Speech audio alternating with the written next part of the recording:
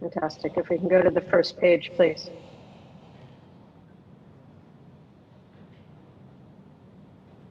Excellent. Good. Well, thank you all. First, I want to thank our host, Hutama Karya, and the excellent team at ECADIN. I really appreciate the invitation to participate, and I look forward to the comments from the many participants and the other talented panelists. First, I want to give just a little bit of background on IEEFA. IEEFA is an acronym. It stands for the Institute of Energy Economics and Financial Analysis. We're a global team with a focus on the financial markets and the power sector. We have a team of 35 analysts globally, and our research focuses specifically on the question of how energy transition is affecting the most important global markets, particularly as dynamic new technology trends and the imperative of managing climate risk is utterly transforming power and energy markets globally.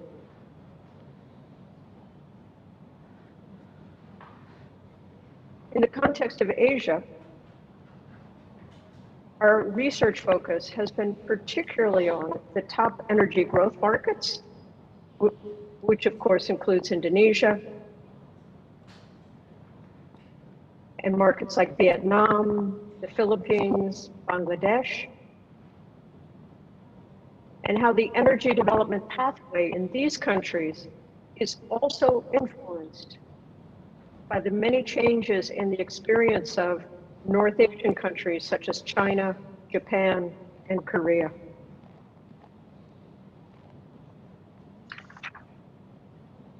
So if we could go to the next slide, please.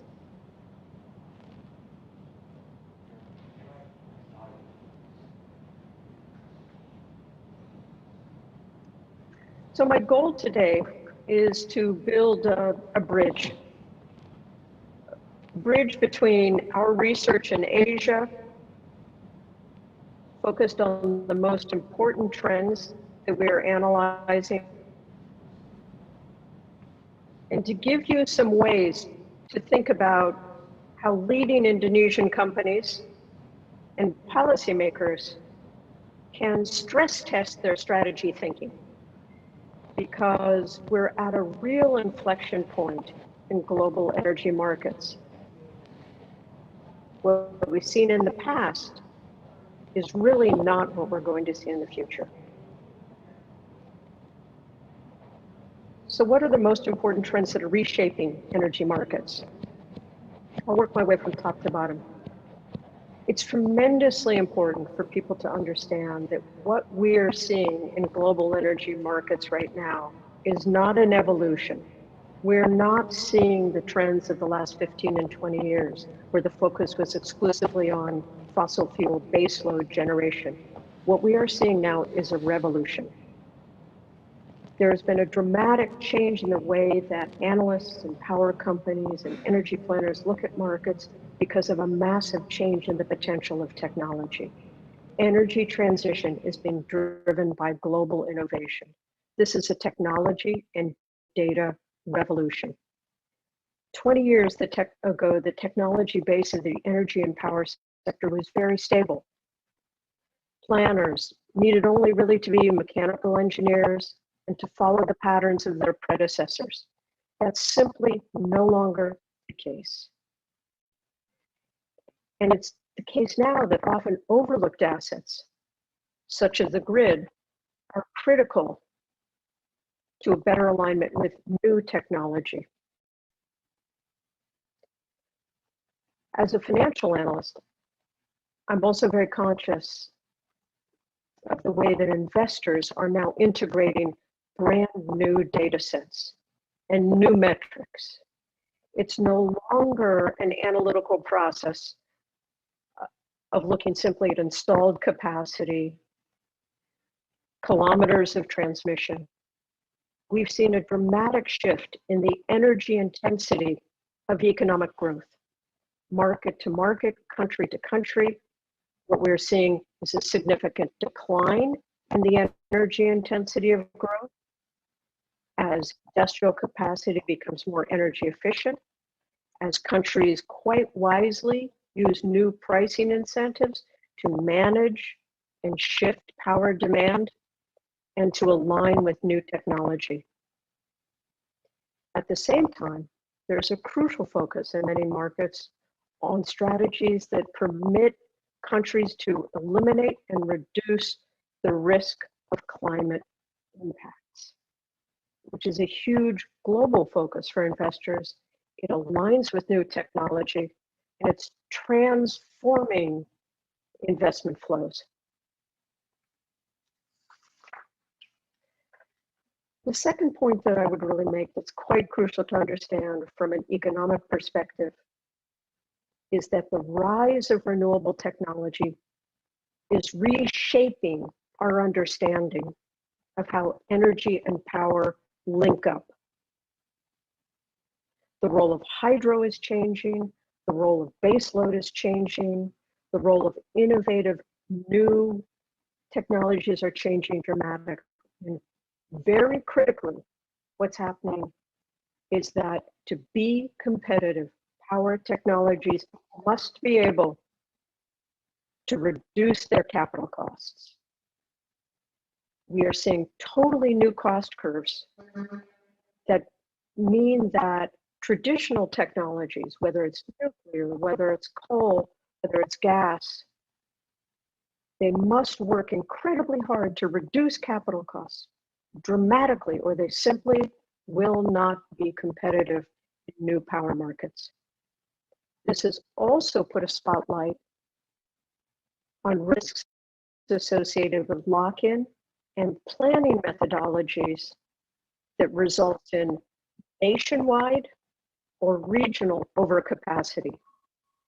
When you have too much baseload in remote locations, it's increasingly the case that we are finding what are called stranded assets. You have large remote baseload, very high cost transmission and distribution that doesn't relate to patterns of economic and demographic change. And all you need to do is look at how that has played out in countries like China, where we have still relatively new power infrastructure that is structurally unnecessary. A few additional points to keep in mind, and quite crucial to how global investors will analyze the power and energy plans in Indonesia and how they will think about investment flows into Indonesia in the future. As G20 countries, including Indonesia, look forward to a post-COVID recovery, the dominant theme is to build back better. Not all countries will do this in the same way. Indonesia has many unique development aspects related to the energy sector that's well understood. But it can also mean that Indonesia will have to work hard to make the case for its development pathway as distinct from the development pathways we are seeing in other rapidly growing emerging economies. Energy transition is a market-driven process. Policymakers need to think very carefully about the role of subsidies, how they handle incentives, and what will be necessary to mobilize long-term capital.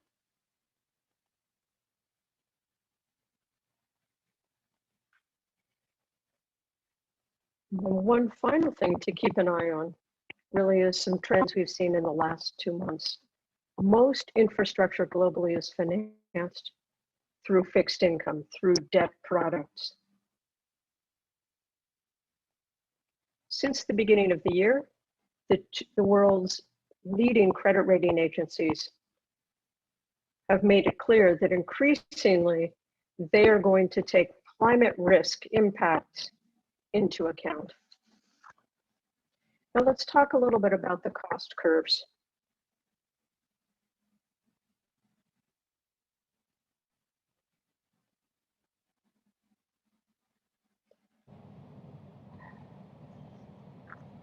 So let me see if I still have audio. We seem to be moving ahead.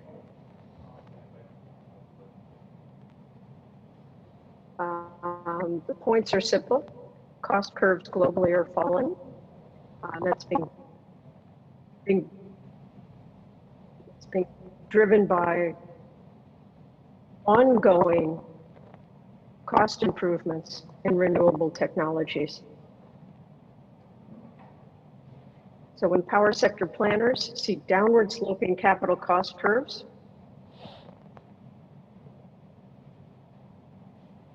that's something that really changes all of the metrics that are applied to thinking about the future of the power sector.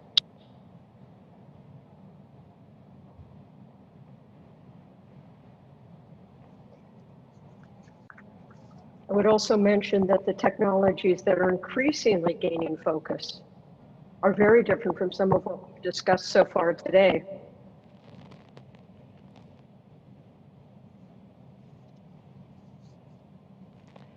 Okay, thank you. So as we look, Oh, not yet. Okay, please continue, as Bu we look Melissa, forward to sorry. trends in China, Japan, Korea, across Europe, and into the US, the discussion is generally now focused on the rising and potential role for hydrogen, particularly green hydrogen, the importance of battery storage, and how those technologies will transform the most carbon-intensive industries, such as aluminum smelting and steel manufacturing. All you need to do is look around this region to see how quickly China, Korea, Japan are all moving. We can move to the next slide, please.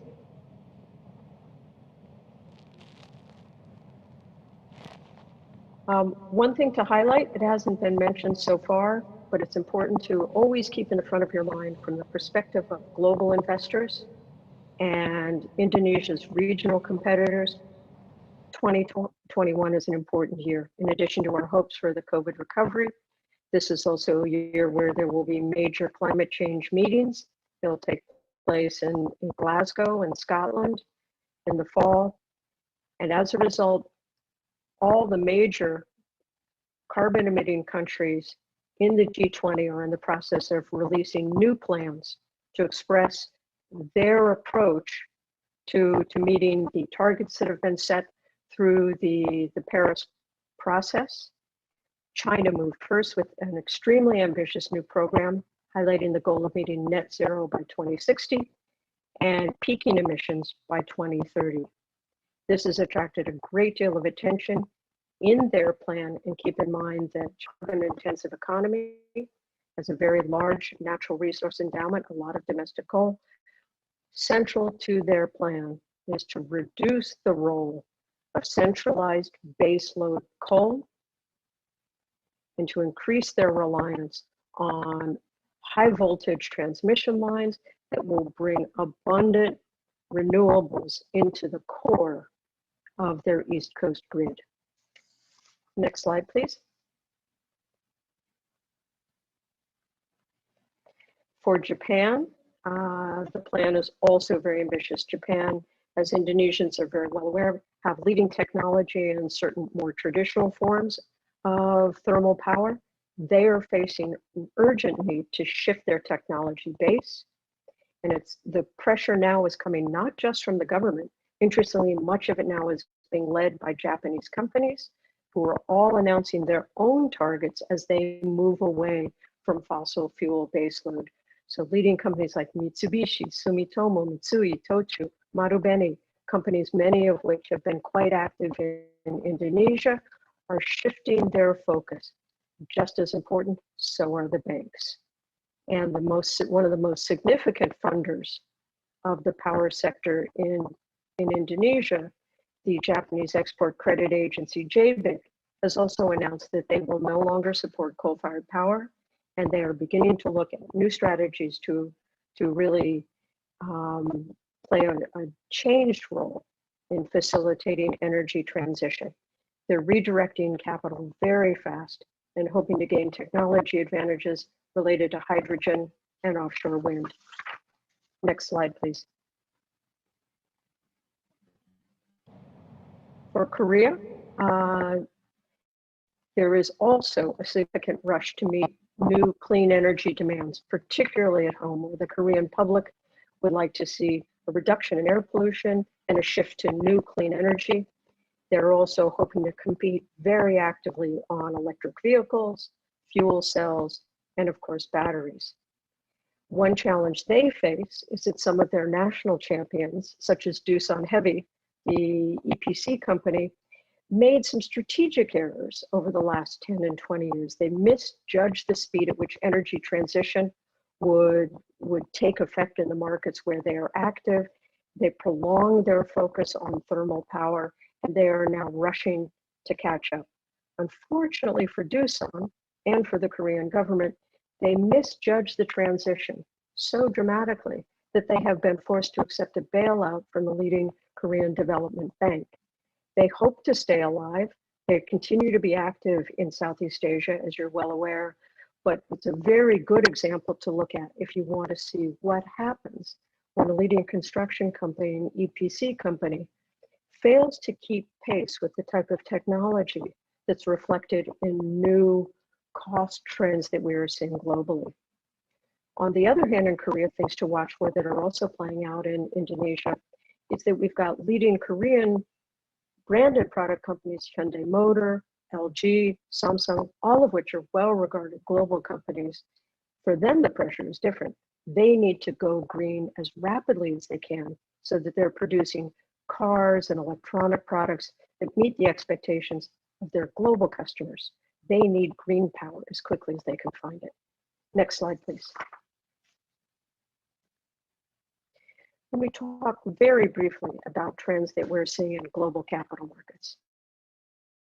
Because for Indonesia to fund its future as a country that is always very reliant on funding that can come in at the top level to the Indonesian sovereign and also to the critical group of state-owned enterprises, it's important to understand the trends and alignment with global providers of capital. So how are equity and debt investors responding to energy transition? It's tremendously important for corporate leaders and policymakers in energy growth countries like Indonesia to appreciate that the leading global providers of capital are accelerating their work on decarbonization. For 2020, this is the significant trend. Central banks, finance ministries, pension funds, and the biggest asset management firms are focused on themes that were not discussed even 18 or 24 months ago. Capital markets pivot rapidly, and that's what we're seeing. There's a shift away, so capital is moving toward sustainable forms of energy and power. There is a real focus on trying to accurately price risk and risk associated with climate change to ensure that the infrastructure projects that are being funded will be just as relevant to economic growth in 5 years, in 10 years, as they can be in 20 years. That's a very hard thing to do when we're seeing huge new opportunities come from new technology. There will be financial to a lot of our research time into new financial strategies in the sustainable finance realm. This will be very important for Indonesia. The questions will be, can the Indonesian government attract capital and build confidence around the promise of supporting sustainable economic development that meets green as well as sustainable economic development that doesn't sacrifice environmental and social outcomes to achieve growth. Very important thing for the infrastructure of the future. And we think capital markets are changing very rapidly to support it. And the final slide, please.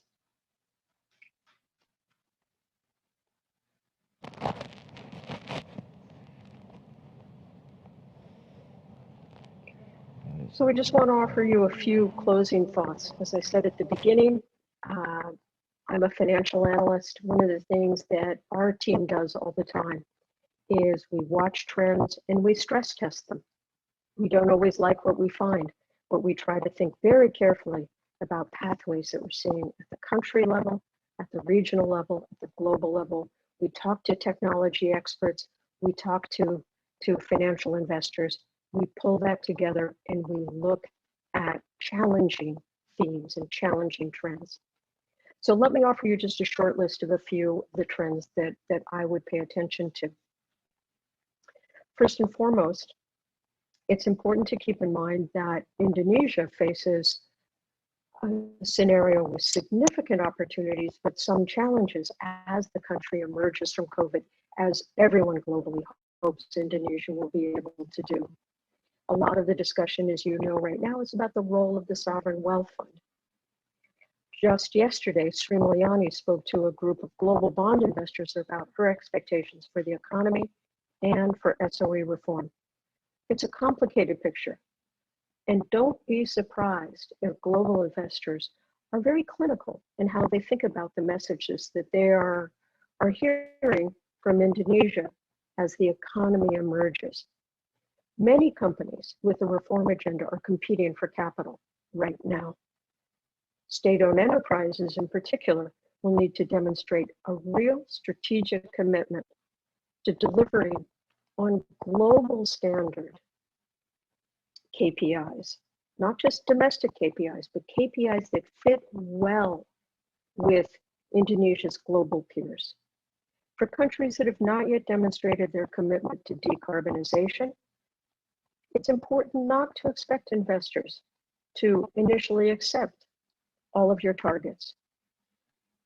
There are country-specific dynamics, but increasingly global investors have to meet the demands of their investors as well. So the companies, governments, stock markets, financial regulators must all make sure that they're collecting the right emissions data and that they're providing transparency, not just to domestic investors, not only with the new sovereign wealth fund, but it will also be true with the state-owned enterprises. A second thing to be aware of is as foreign countries in the Asian region change their decarbonization strategies, there will be questions to ask about whether some countries will be looking to shift their most carbon-intensive activities that don't have a tough ceiling on their carbon emissions. But there could well be some questions about whether there is carbon dumping as North Asian countries move carbon-intensive processes south. They don't want to own the emissions, but questions will be asked about who will own those emissions.